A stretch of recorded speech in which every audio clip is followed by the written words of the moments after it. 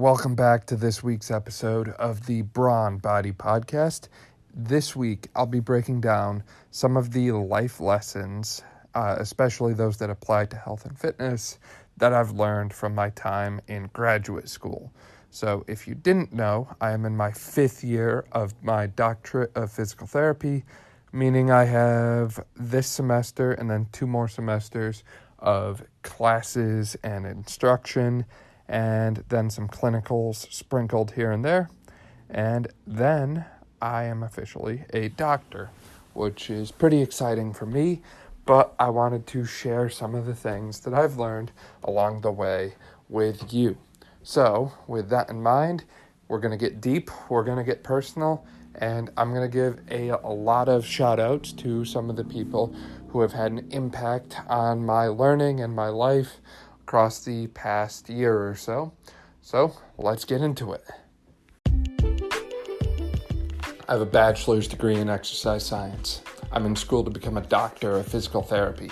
I'm a certified personal trainer who started a business at the age of 21. I've trained dozens and dozens of clients and helped hundreds of people. I've read dozens and dozens of books all about health, fitness, training, and nutrition, and I'm putting all of that knowledge and experience together to bring you this podcast. The Brawn Body Podcast is your new one-stop shop for everything you need to know about health, fitness, nutrition, and more. So just a general overview here. I'm sharing 6 lessons that I've learned in my time in graduate school so far, and I've got 6 specific professors that I've really had for the most part so far. There's other professors in our department, obviously, but I haven't really had them or gotten the chance to know them too well yet. So 6 lessons, 6 professors. And this first one, exercise is good. You've heard me say it dozens of times, hundreds of times.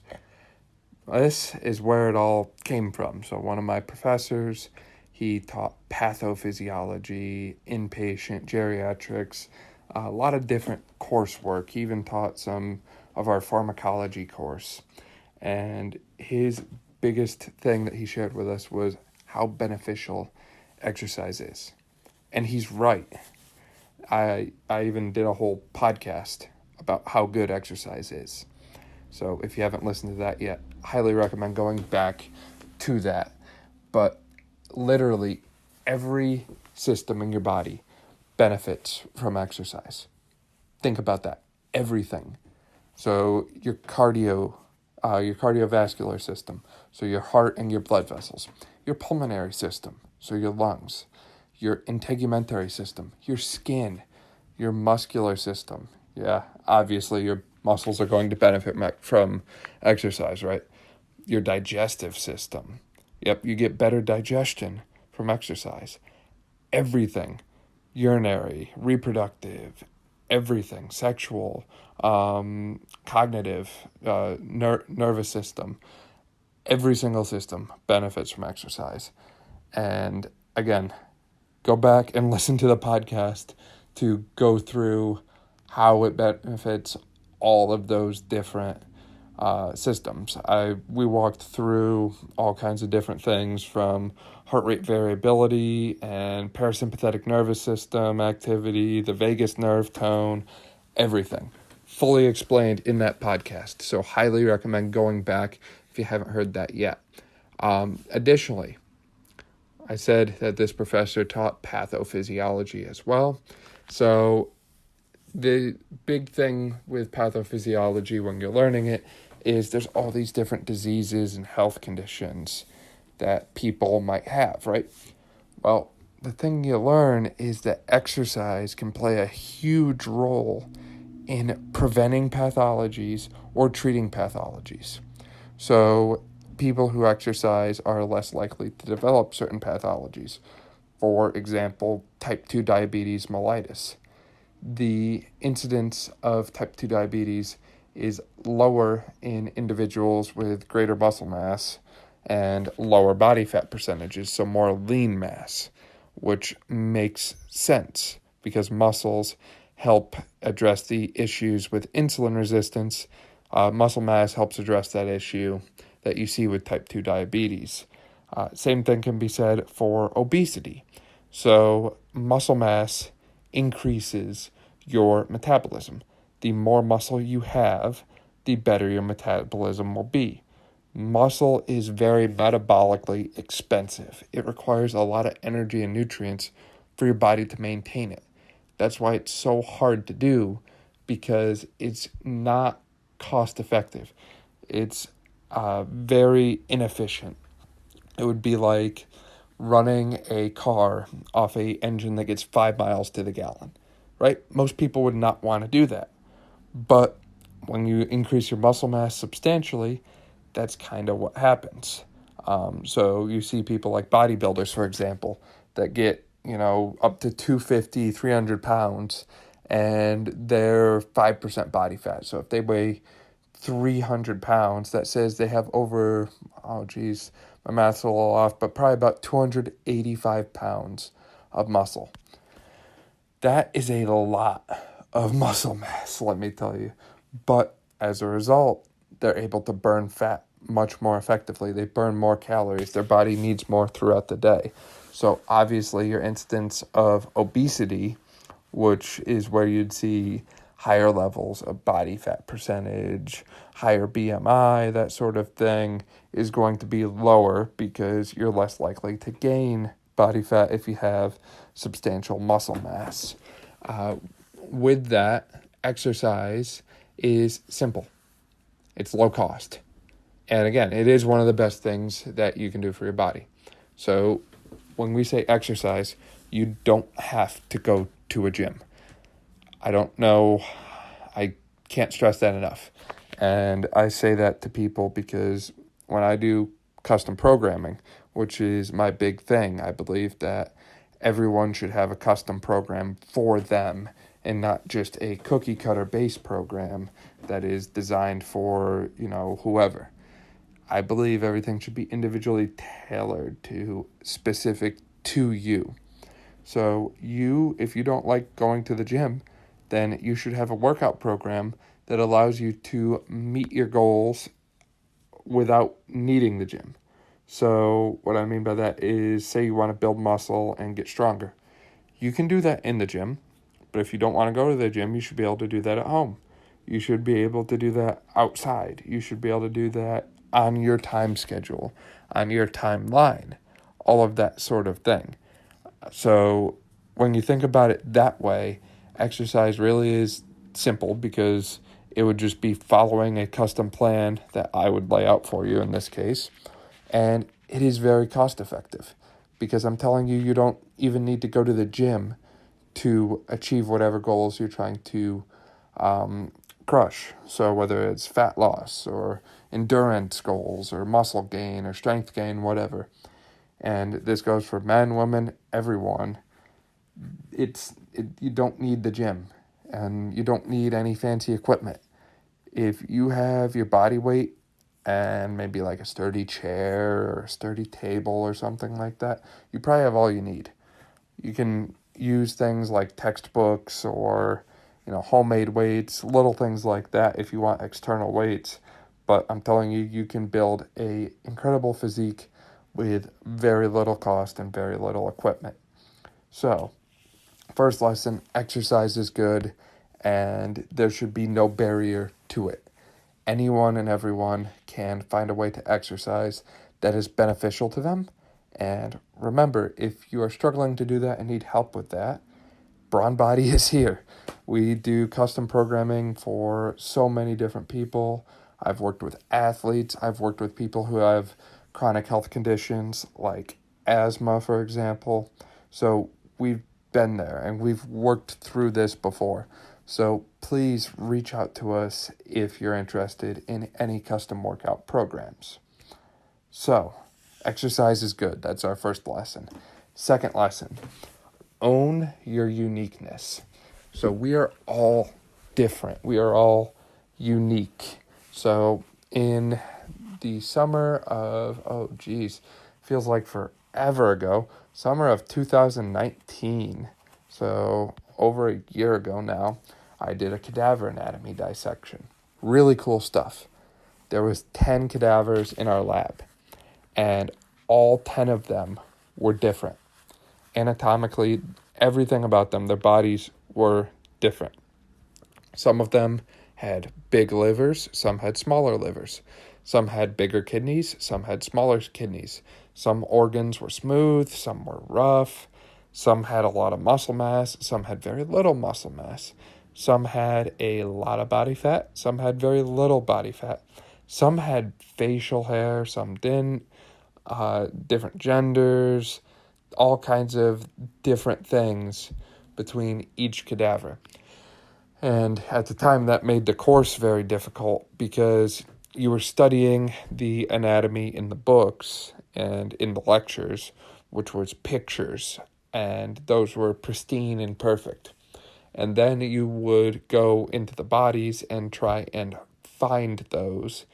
And that was a little bit of a struggle because, again, they're all different. So none of them looked identical to the book.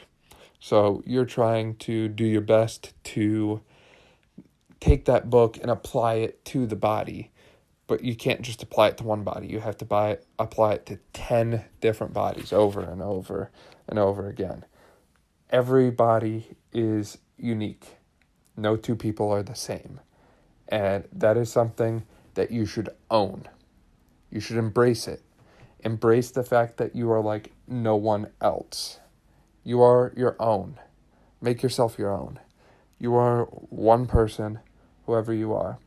And because of this, again, going back to what I was just talking about, the importance of customization in health and fitness is so critical because no two people are the same. So how can I put together one cookie cutter program and expect it to work for so many different people?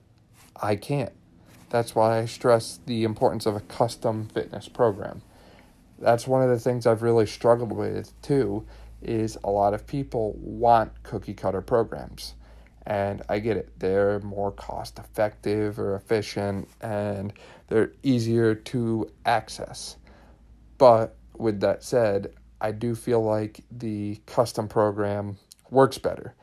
It's a better use of your time, your energy, and your money. However, I've been trying to develop pre-built programs that will still give results to many different people. And that's been something I've been slowly working through and tackling and wrestling with. Is how am I going to address this? How am I going to do this? Because no one else has done it. Everyone else has these programs that are for a certain goal. So say, strength gain. But that strength gain program might not work for every single person. So how do you design programs to be pre-built yet customized to every single individual? That's, again, been something I've been wrestling with and figuring out. And I think we've got it now. It's just a matter of getting it published and posted and making it available to all of you. So hopefully that will be in the works here soon. But exercise is good and own your uniqueness. Again, we all have a unique story, not just our anatomy and physiology that's unique, but our story, our backstory, our journey, how we got to where we are. So again, I'm saying these things because they're things I learned in PT school or things that I knew, but they were really brought home when I'm in PT school here. So one of the professors I'm thinking of with this one, his journey to becoming the physical therapist that he is right now is incredible, but it was not a straight linear path, and I feel like a lot of people feel that way about their lives. They don't go one thing right to the next, right to the next, right to the next. They jump around. They jump all around. And I know a lot of professors that I've had will say the same thing. They didn't start out in physical therapy. So maybe they started out in marine biology or the armed forces, or maybe they had a double major in fraternity studies or sorority studies or something along those lines. I don't know. It just goes to show that we all have a unique path and unique purpose, in addition to our literal bodies being unique and different than everyone else. So embrace that uniqueness. Own your unique journey, your unique purpose and mission. So, exercise is good. Own your uniqueness. Next, we got to stick to what works. So if it's not broke, why fix it? In physical therapy, we are notorious for doing this. There are so many models, clinical tests, clinical measures, outcome measures, exam templates, stuff like that we use because they work. And we just stick to what works. Why reinvent the wheel? So we use things like the ICF model. We use things like the tissue tension exam. We use things like the speed test and Jurgensen test and all kinds of different tests, outcome measures like the tug, the one leg stance time, the Berg, Tenetti-Poma, different tests that are proven to work, that are proven to be effective. And they have went through rigorous testing to be at the point that they are and be as respected as they are. So with that said, why would I waste time trying to reinvent the wheel when I have a whole system that's already been developed by other people that I can use to help people? A system that I can use that is effective, that works, and it is really, really good.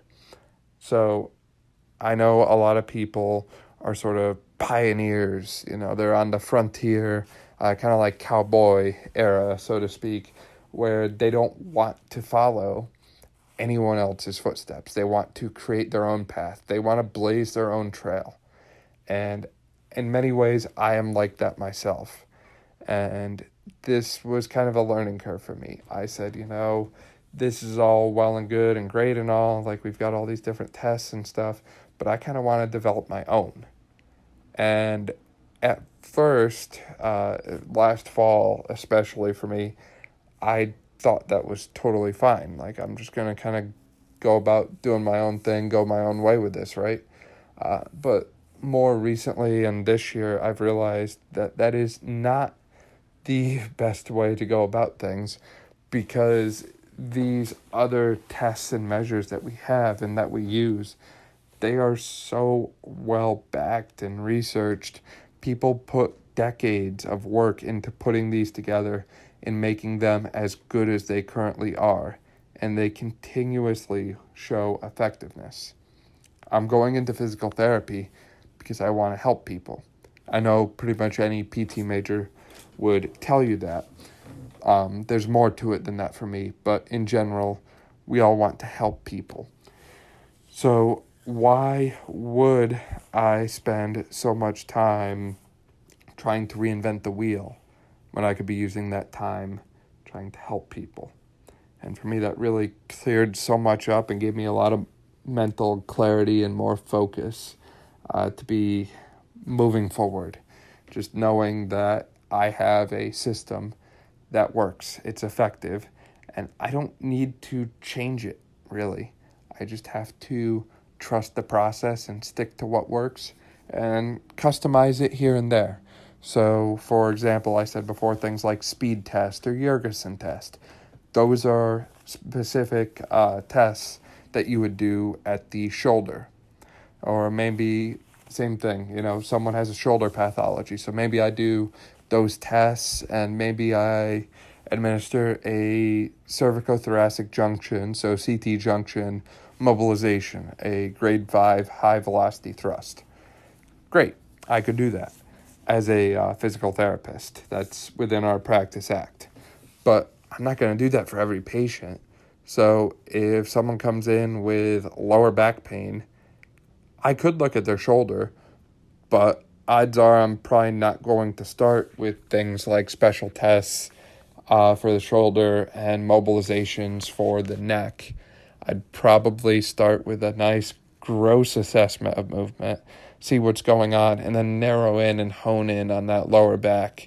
And maybe my interventions would be a lot more specific to the lower back, where the pain is, or around the lower back.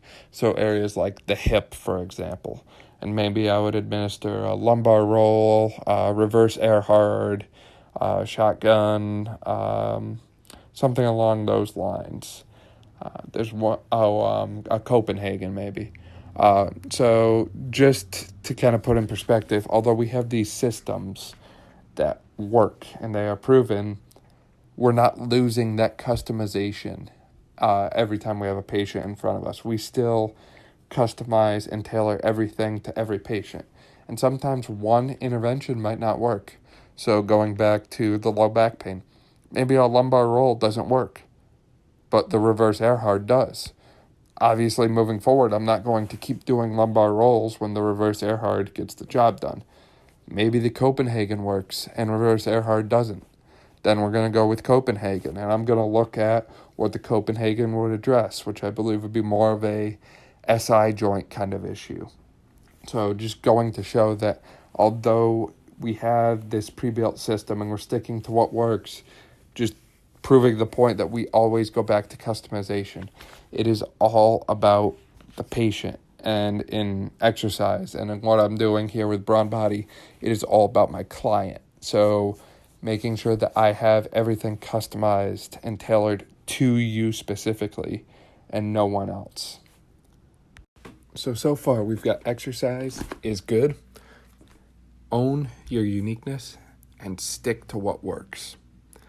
Additionally, another lesson I learned is you should be both human and kind. So humankind, be both. And the reason I bring that up is a lot of us, I know I'm guilty of it, and I'm sure we all are at times, we are so quick to judge other people by what they're doing, what we see or what we hear about them, what we see on social media, whatever. People are very quick to judge, very, very judgmental species. And in reality, we should really be respecting others because you never know what someone is going through. So I know for myself, for example, I'm going through some difficult things that I don't really like to talk about right now. And I don't really bring them up. I'm trying not to let them faze me. But some days they kind of get to me a little bit, and I'll be honest, I get emotional, and I don't hide that. Like, yes, I'm a guy. Yes, I cry. That's fine. Be emotional, be empathetic. Allow yourself to feel not just what you yourself is feeling, but what someone else might be feeling. Again, you never know what situation someone might be in, or you never know what unhealed past traumas someone is living with. So although it's the harder road to always be humankind, always make sure you do it. So recapping again, exercise is good. Own your uniqueness, stick to what works, and be both humankind. Be a human, be kind to others. Now, fifth actually, one more. Knowledge is power. So there was one professor I had him for cadaver anatomy, and he was incredibly smart and still is incredibly smart. Sorry, wrong tense there, but he knows his stuff. He would have a picture on slides, right? So every slide would be a picture, no text, no words. And he would be able to explain everything in the picture without, skipping a beat, without looking at his notes.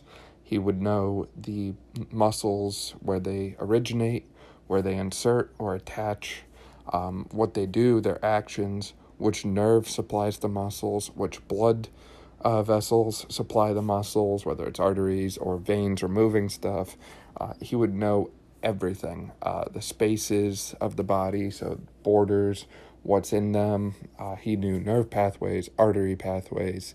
He knew a lot of stuff, and he had this stuff committed to memory. And clearly, knowledge, which he had, is power, because he ended up becoming the department chair for our department.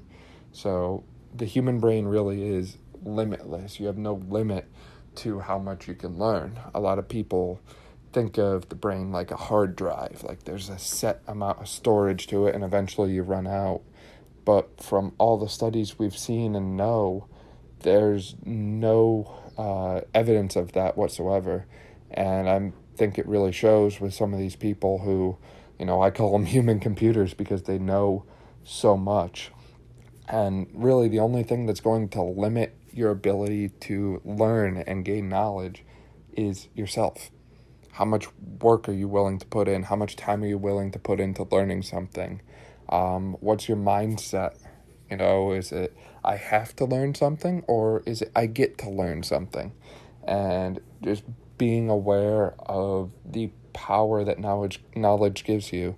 So in the physical therapy realm, having the knowledge of anatomy and physiology and joints and how they can become pathological, how stuff can go wrong within them, having that knowledge gives you the power to help and heal people from pain, from injury, from you name it, and get back to living their lives better. So that knowledge that you have gives you the power to help people. So again, exercise is good. Own your uniqueness. Stick to what works. Be both humankind. Knowledge is power. And last, seek understanding. So a lot of times people just go about things looking to memorize information, or they just kind of take things at face value. So, someone might say, I'm having a bad day today. Most people would be like, I'm sorry to hear that. That sucks. A lot of people even ask, how's your day going?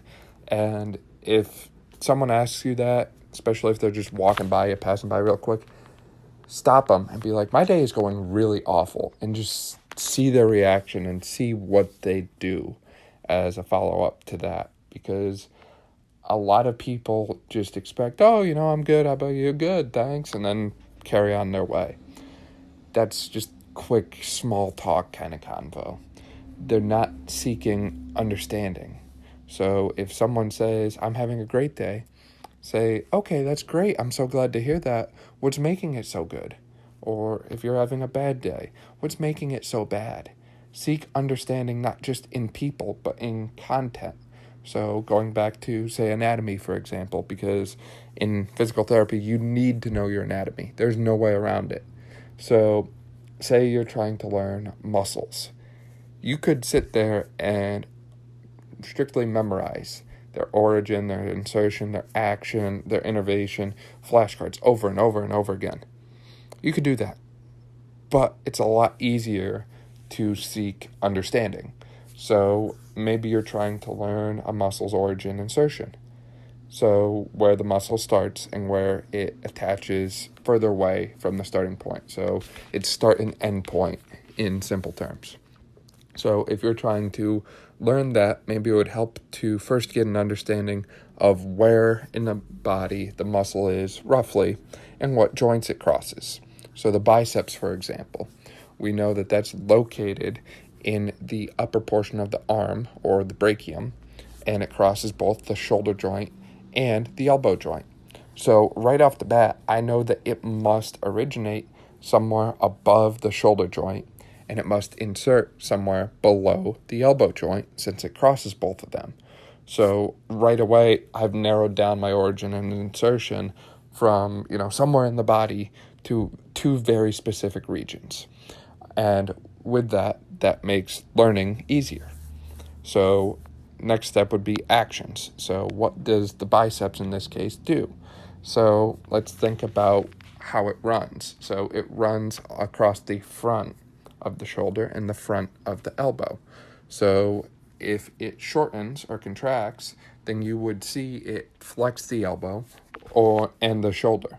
So it's going to move the shoulder up or elevate the shoulder, flex the shoulder, and it's going to flex the elbow as well. Now, the only one that you might have to memorize a little bit is its role in supination. So it turns your wrist from palms down to palms up. But right off the bat, just by knowing where the muscle is and how it's arranged, how its fibers run, you know 2 out of the 3 actions. And most of the time, if you know how those fibers run, you can tell pretty much any muscle action. So let's take the brachialis, for example, just below the biceps. It only crosses the elbow joint, and its fibers are pretty much the same as the biceps. So as a result, you know it's going to flex the arm, period. Just like that. So seeking that understanding will make learning easier. And the last piece, if I'm going with this muscle example the whole way here, would be innervation. And, you could sit there and try and memorize the nerve innervations, but we actually had to learn nerve pathways. So the nerve would go through here, go out here, exit there, go through this, that sort of thing. So if you learn the pathway of a nerve, it's kind of like learning a roadmap. If you understand how the nerve travels throughout your body, you'll be able to tell someone and explain to someone what muscles that nerve will innervate, which is really cool. So in all situations, seek understanding. And again, going back to understanding with people, maybe you're a PT like me, it's a PT student, and you're working with patients, or maybe you're a trainer working with clients, maybe you're in the business field, education, whatever. Just because you're seeking to understand something or understand someone does not mean you have to agree with them. So the classic example for this is either religious, so spiritual, or political. So someone might disagree with you on one of those regards. Instead of shutting down the conversation right there and saying, I don't agree with you, seek to understand their point of view and where they come from. By doing that, you're seeing their thought process. You're getting a picture of their mind as to why they feel that way. And you might not agree with them, and that is perfectly okay. But now you can be civilized because you know why that person feels the way that they do. So maybe someone is very spiritual because their religion has helped them through so many difficult times, and it's just made a profound impact on their life. And that is perfectly valid. That is great. I'm all for it. Maybe some people are atheists, where they don't believe in anything, really. And, maybe they had an experience spiritually, and it was bad. It was negative. You keep seeing all these different things in the news about, like pastors abusing children, that sort of thing. And it's awful to see, awful to think about, but it happens. And maybe that happened to them. And maybe they choose not to believe in anything because of, what's happened to them in the past. And, you might not agree with that, but at least you can understand where their point of view came from. And if you seek that understanding, that deeper connection, that will get you so much further, again, not just in learning, but with people in all aspects of your life. So with that, that's going to round out today's episode.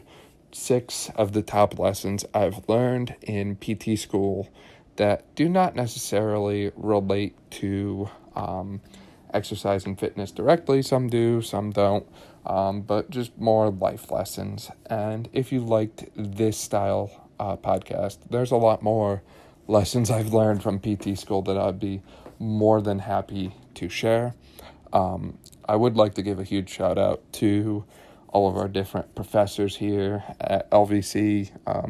Again, I haven't had all of them, but they're all phenomenal people.